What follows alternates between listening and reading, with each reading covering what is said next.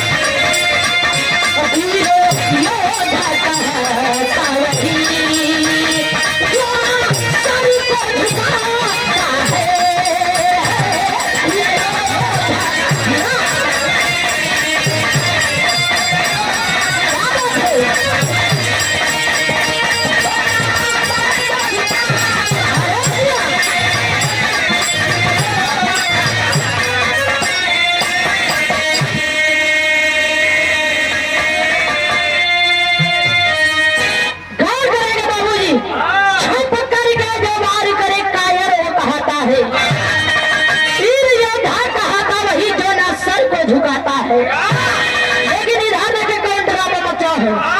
कहना हो यही से बिरहा में कहानी की शुरुआत है।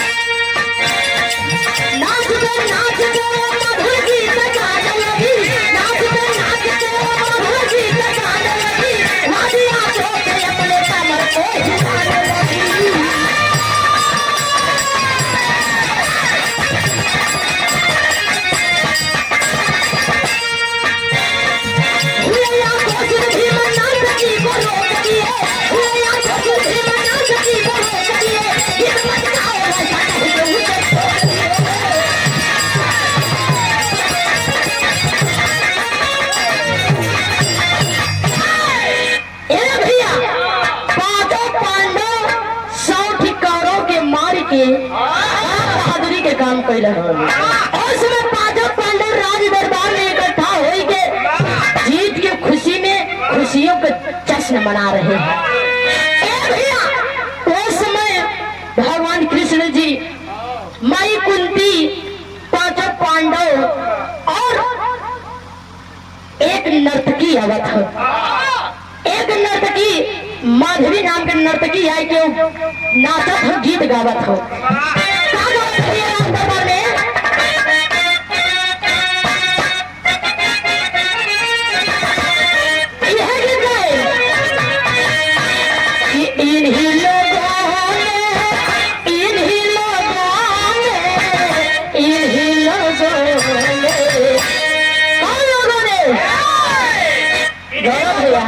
इन्हीं लोगों ने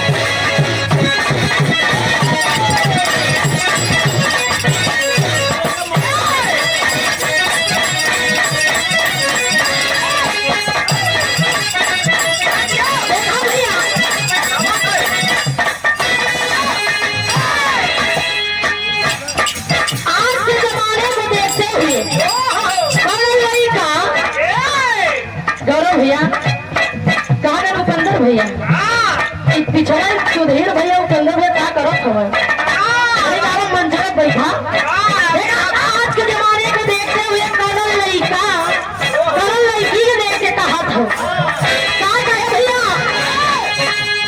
यह बात कहे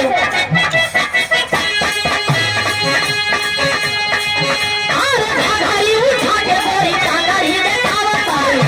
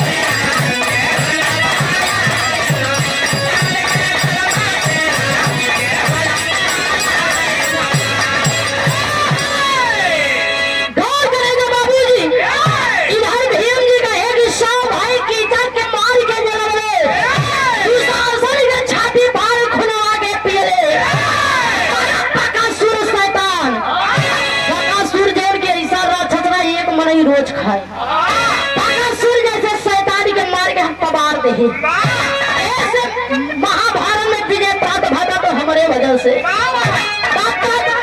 भीम अपन नहीं करते हैं तब तक अर्जुन जी से नहीं बर्दाश्त हुआ। अर्जुन कहा थी का कहे भैया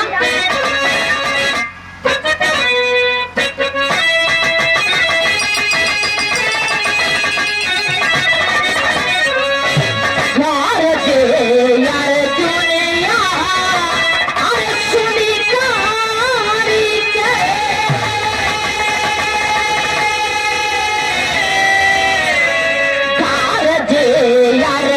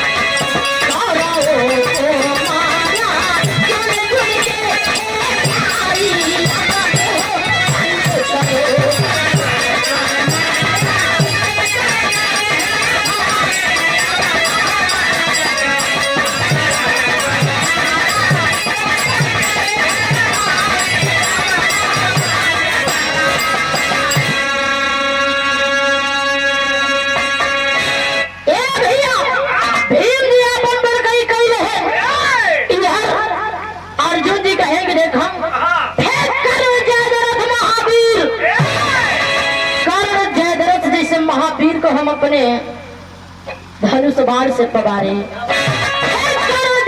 महावीर छलनी भीष्म का शरीर, भीष्म पितामह जी को बाणों के सरसैया पे मैंने लेटाया, एक एक कौरवों को चुन चुन के मैंने मारा, और आप कह रहे हैं कि सब मेरे वजह से हुआ।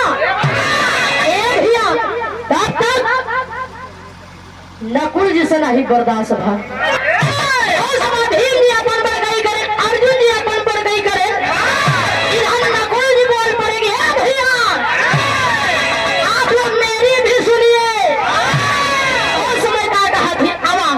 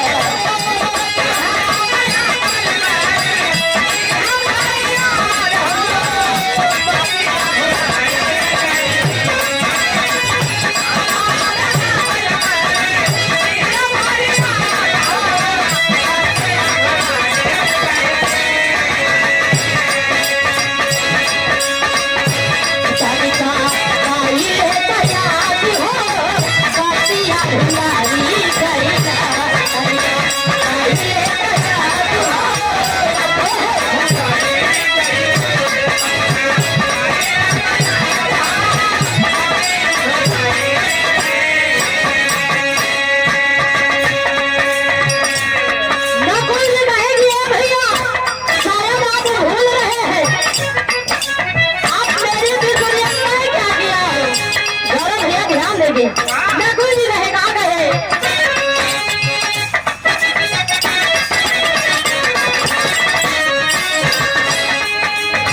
शंकुनी के पार के पहले बड़ा काल हो,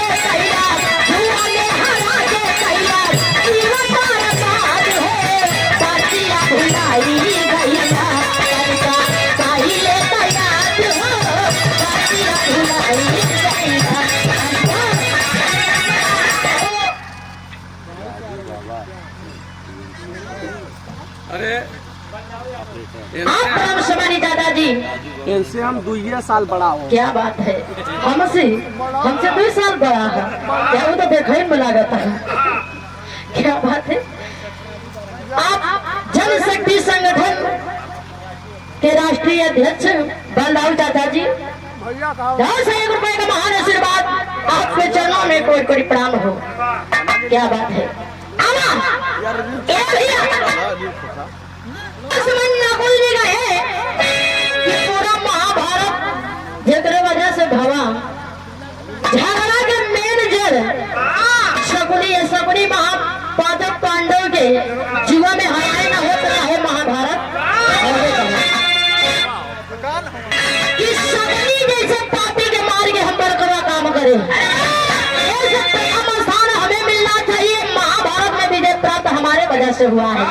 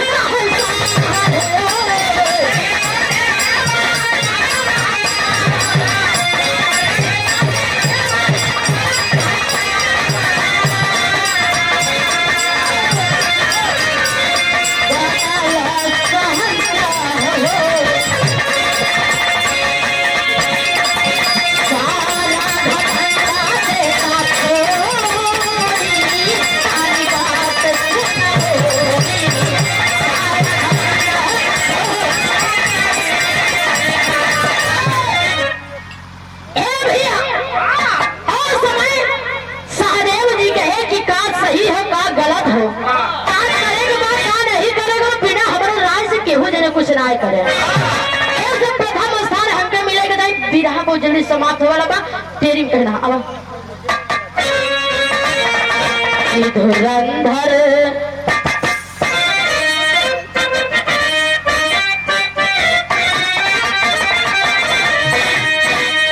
धुरंधर सब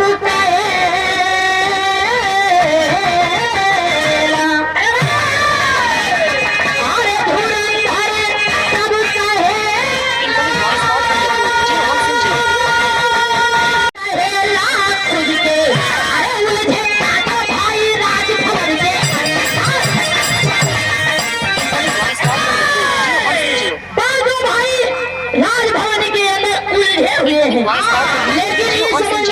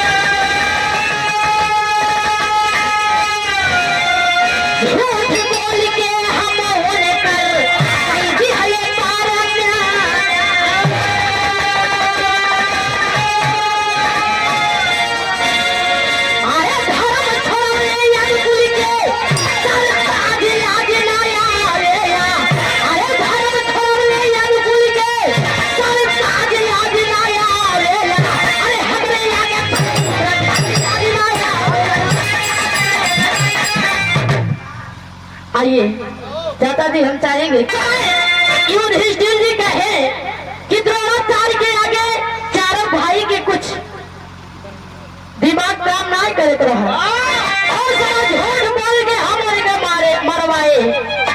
उस समय युधिष्ठिर जी झूठ बोले कि अश्वत्थामा मारा गया, द्रोणाचार्य के बेटवा का नाम अश्वत्थामा रहा।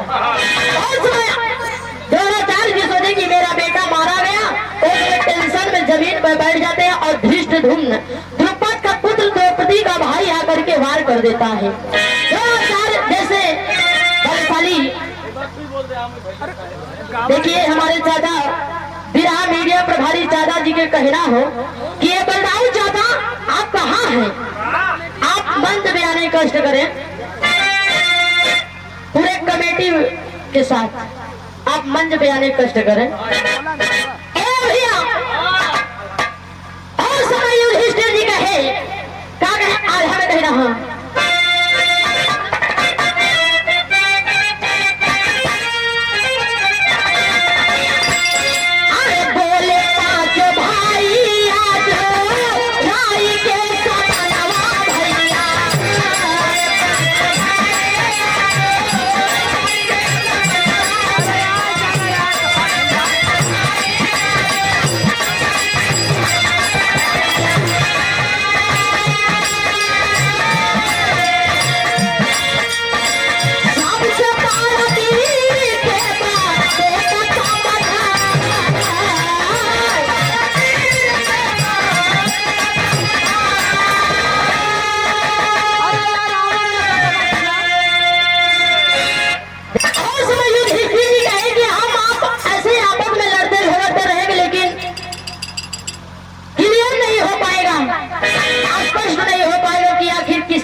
महाभारत में विजय प्राप्त हुआ है। आओ चलते हैं यदुकुल नंदन यदुकुल शिरोमणि भगवान कन्हैया के पास।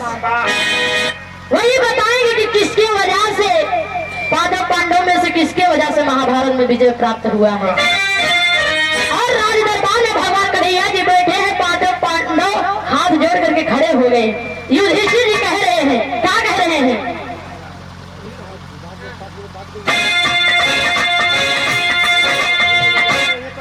बलदाऊ चाचा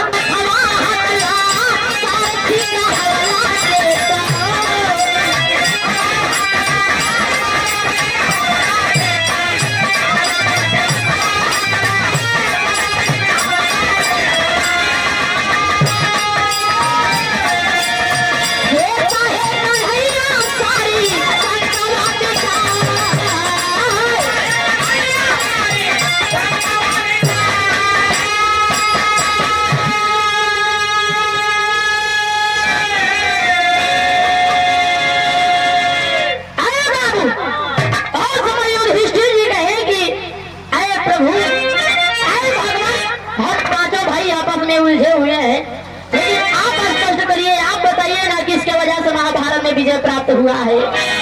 भगवान कन्हैया जी कहते हैं, देखिए युधिष्ठिर, मैं तो लड़ाई के दौरान जिस समय महाभारत की युद्ध हो रहा था उस समय मैं अर्जुन जी का रथ हाँक रहा था, इसलिए आप चलते हैं जिसने पूरी लड़ाई शुरू से अंत तक देखा है। आप चलते हैं सुमेरु पर्वत के ऊपर गए, अब बर्बरीक का कटा हुआ शीश रखा था बाबू, के कटे हुए शीश से भगवान कन्हैया जी पूछते हैं कि है बर्बरी, तुमने महाभारत की लड़ाई को देखा है, तुम बताओ कि पांडव में से किसके वजह से महाभारत में विजय प्राप्त हुआ है। उस समय बर्बरी का कटा हुआ शीश बोलता है, बाबू की है प्रभु, मैंने तो यही देखा कि आपका चक्र सुदर्शन कौरवों को मार मार के गिरा रहा था, पांडवों ने कुछ नहीं किया। सारी सच्चाई को बताए बर्बरी का कटा हुआ से तो भगवान कन्हैया जी वरदान दिए कि है बर्बरी, कलयुग में तुम्हारी भी पूजा होगी। कौने नाम से पूजा हुई? आखिरी लाइन डाला,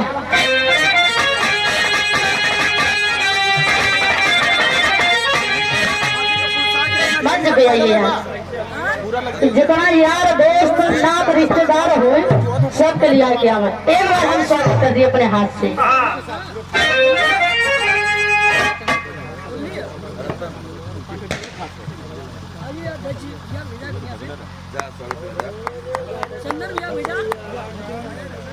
अध्यक्ष सभा, क्या बात है, 101 रुपए देके सम्मान किया, बहुत बहुत भगवान